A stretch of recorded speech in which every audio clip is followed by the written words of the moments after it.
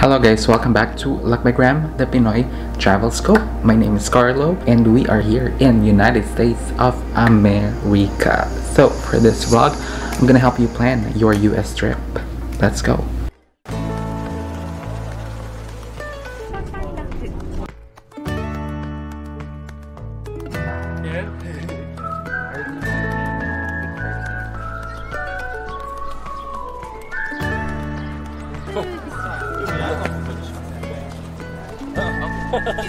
Just go closer.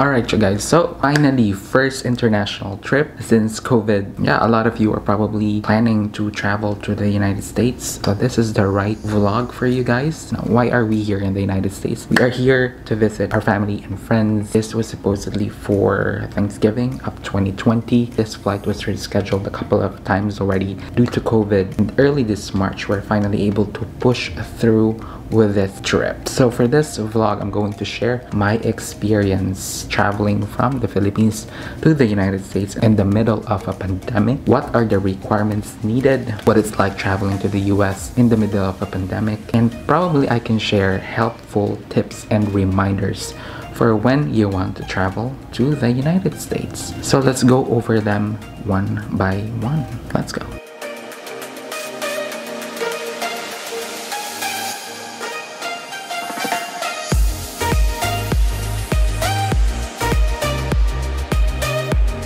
Alright, so the first requirement is of course a US visa. You need a US visa to be able to fly to the United States. Mine is a B1/B2 visa type. For those of you who doesn't have a US visa yet, you may want to visit US visa information and services. You may want to go through their website to check if they're accepting non-immigrant application right at the moment, because honestly I'm not sure if they are accepting application, but you may want to go through their page or reach out to them, call them to get a more specific information. My route when I traveled here to the United States was from Manila to Tokyo to Newark, New Jersey to Chicago, Manila being the origin city and Chicago being the destination.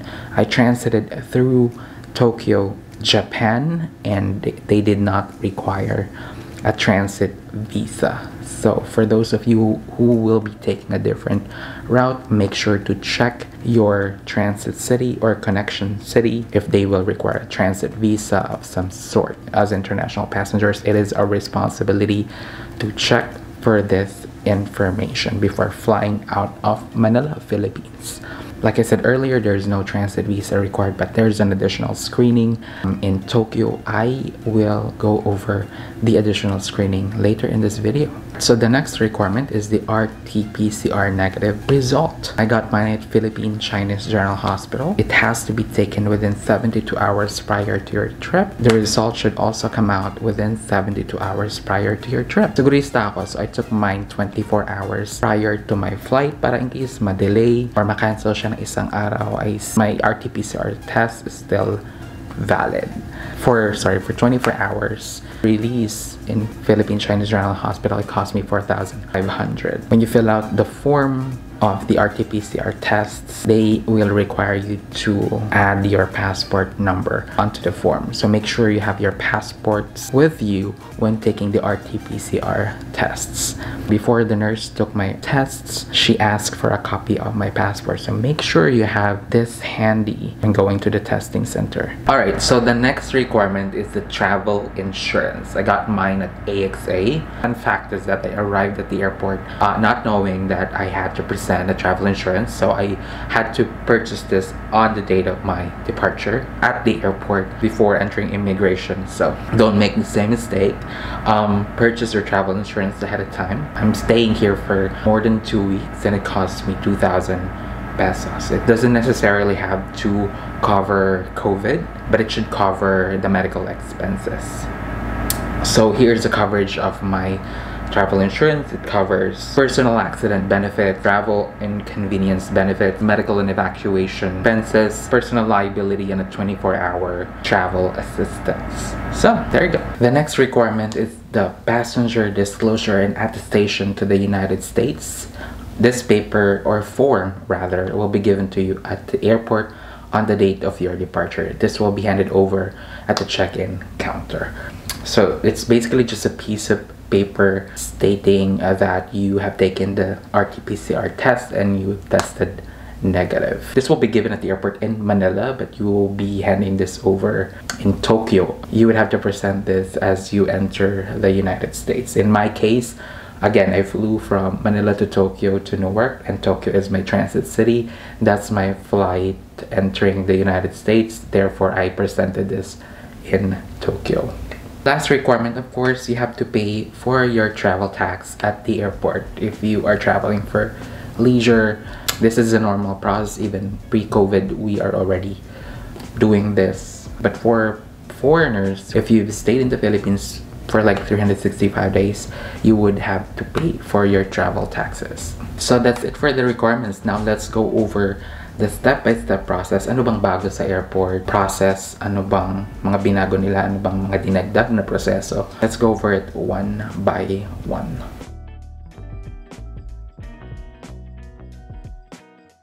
Alright, so what to expect upon arrival at the airport? Of course, if you're arriving in Manila Airport, you have to wear your face mask and face shield all the time. As you take your flight going out of your transit city, you should be wearing your face mask and your face shield. Now, when you go to the airport counter, you would have to present your booking, of course, your insurance, your RT-PCR test, and your travel tax if you have already settled it. It's a normal process. The difference is you're just going to present a lot of requirements, but the process is the same. You can print it. You can also present a soft copy of your requirements, but make sure to add it on to your favorites para hindi ka na maghanap pa or maghagila pa at the check-in counter, because the process is not as fast as before kasi maraming sinecheck palabas ng Pilipinas. And then after that, you would have to go to the immigration counter. Same process, you would have to fill out the passenger travel information first before you go to the immigration. Now, what to expect at the immigration? It's not the usual. Normally, when I go to the immigration counter, they will only ask a few questions and then they let me go. But now, maybe because of the pandemic, they ask a lot of questions from me before I pass through immigrations. It took me longer than the usual bago ko natapos yung sagutin yung mga questions because there are a lot of questions. Probably because of the pandemic, kaya maraming questions. But ako personally, medyo nagulat ako sa proseso kasi before, when I go through the immigration counter, since ang dami ko nang napuntang countries, konti na lang yung mga ina-ask na questions. But now, medyo mas marami yung questions na tinatanong. Like, how long are you staying in the US? What is your purpose of travel? Just normal questions. Medyo mas marami lang na interrogation. As long as ma-meet ko yung flight ko, I'm fine with it. Yeah, but just make sure na when you go to the immigration officer or immigration counter, alam niyo yung mga isasagot nyo, kabisado niyo yung documents nyo, you have your travel insurance with you because they will ask for it at the immigration counter. That's it. After you finish immigration, congratulations, you are now heading to your gate and be taking your flight. Alright, so I connected in Tokyo. So when I arrived in Tokyo, I had to go through the transfer counter. This is something new. This is where they are going to check your passenger disclosure and attestation. So wag niyang iwawala yung piece of paper because you will be presenting it here in your transit city. Again, in my case, it's Tokyo. You will also be presenting your RT-PCR test negative result. It's very important that your RT-PCR test has the important information in it. For example, your date of birth should be there, your passport number should be there para hindi ka na magka-problema sa transfer counter. I would just like to share, there was this lady in front of me and apparently her RT-PCR test didn't have the date of birth added onto the RT-PCR test. So medyo natagalan yung screening process for her. So make sure na yung mga important information nandoon sa RT-PCR test nyo. That's why I prefer to go to the Chinese General Hospital kasi medyo kompleto yung information doon sa RT-PCR test. It has a certification that you took the RT-PCR test with your passport number. It also has your complete information, your date of birth. Basically, gusto lang nilang malaman na sa'yo yung RT-PCR test na yun and hindi sa ibang tao. It wasn't falsified. It's not a fake document. After that, you are ready to go to your gate on your way to the United States. At the airport in Tokyo, you still have to wear your face mask and your face shield at the airport and as you transit to the United States. Medyo strict sila dito. So, when you arrive in the United States, it's not like the Asian countries na very strict about face mask and face shields. In the US, face masks is still required, pero yung face shields, hindi na sila nagpe-face shield dito sa United States. But if you prefer to wear your face shield still, we still wore our face shields when we arrived in Newark, New Jersey. For safety, of course, I recommend to still wear it. For your safety and of course for the safety of the people around you. It's a normal process in the United States. The immigration is normal. The type of questions that they're asking is still normal. So my route was Manila to Tokyo, Tokyo to Newark, New Jersey, and then to Chicago. So I had to go through the bag drop process. When you're traveling in international to the United States, keep in mind that there's a bag drop in your first point of entry to the United States and last point of entry out of United States. Bag drop meaning you would have to go to the carousel, take your bags, and then drop it sa bag drop counter at the airport. And then that's it.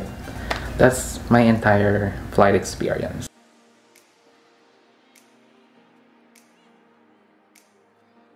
Travel reminders when traveling internationally these days. Guys, let's be responsible and always observe the proper health protocols wherever you go, especially kung hindi natin country like Japan and United States in my case. Always wear your face mask and your face shields. If you are traveling in the United States domestically, make sure to wear your face masks. Bring your own pen. I also bought this small pump bottles sa SM. I think it's only 80 pesos para makapag-spray ako ng alcohol every time na maghahawak ako ng elevator button, stairs, papers, whatever. I always sanitize myself. Naglagay ako ng alcohol dito so I can spray it every time magta-touch ako ng mga bagay na posibleng makakuha ko ng mikrobyo. I think this is a good idea. Not a paid advertisement, by the way. Next is always check your travel documents. Again, the documents that I divulged here are, of course, fit lang doon sa travel na tinake ko. I flew from Manila to Tokyo, Japan to the United States. If ever you're transiting to a different city, make sure to check yung travel requirements sa city na yun on top of the health requirement. Kasi again, I transited through Tokyo and they didn't require a transit visa. Your transit city may be requiring it. I am not sure where or which country are you transiting to. Make sure to check your travel documents before arriving at the airport para hindi na kayo mahassle pa. If you're traveling domestically within the United States, check the rules, COVID rules and regulations doon sa state na yun. Some states will require you to quarantine, some will not. For example, I flew to Chicago, and if you have a negative test result, they won't require you to go through quarantine. Do not ever fake your documents. Let's be responsible citizens. Huwag natin i-fake yung mga documents natin para hindi tayo mahassle or magka-problema. Let's not do it. Let's help each other para ma-prevent yung virus sa pagkalat. Okay? I mean, we can travel, but at least observe proper health protocols when traveling. Be responsible travelers. That's it. Alright, so next is lagi ko tong sinasabi, even sa domestic travel, it's COVID, it's pandemic. Therefore, the airport process is different. It takes longer than usual. You have to understand that they would have to check these documents, and they're also new to this process. For airport counters, airlines are also new to this process, so let's be patient and tayo na yung mag-adjust. Mag-alat tayo ng time. Pag pupunta tayo sa airport, agahan natin. Huwag tayo mag-cram para hindi rin tayo maperwisyo. Also, smooth yung paglipad rin natin. Let's cooperate para hindi na magka-problema sa airport, hindi tayo nagra-rush, hindi tayo tumatakbo, hindi natin inaaway yung mga check-in counters. Kung darating kayo sa airport, just right on time. I-prioritize nyo yung pag-check-in sa counter as opposed to dun sa travel tax. The travel tax can wait. You can do it after you check in, but you would need to check in first. Yun yung pinaka-importante kasi may baggage cut-off ang mga airlines. So, but of course, it's always better if you are early and on time. Alright, now going back to Manila, what to expect. I'm going to make a separate video for that. I don't know yet. I'm yet to research on the step-by-step process, but I've already contacted the LGU Bureau of Quarantine. Pero mas clear na information, I will just make an entirely different vlog for it. Kasi medyo marami-rami ring discussion, mahaba-habang discussion din yun. Pagbalik ng Pilipinas, kung ano yung mga requirements, ano yung mga dapat gawin. So I will be making a separate video for it. I hope marami kayo natutunan sa video na to. Again, travel rules are changing. What I'm saying in this video currently may not be applicable several weeks down the line or a month after I downloaded this video. So make sure to do your own research as well. I'm just simply sharing my experience. Alam naman natin, pag pandemic, rules are changing rapidly. I'm just simply sharing my experience with you so meron kayong idea what to expect when you fly internationally these days. Yeah, that's it. I hope marami kayo natutunan. Again, this is Carlo and I hope you enjoyed this video. I hope you learned a lot from this video. Until next time, see you guys. Adios.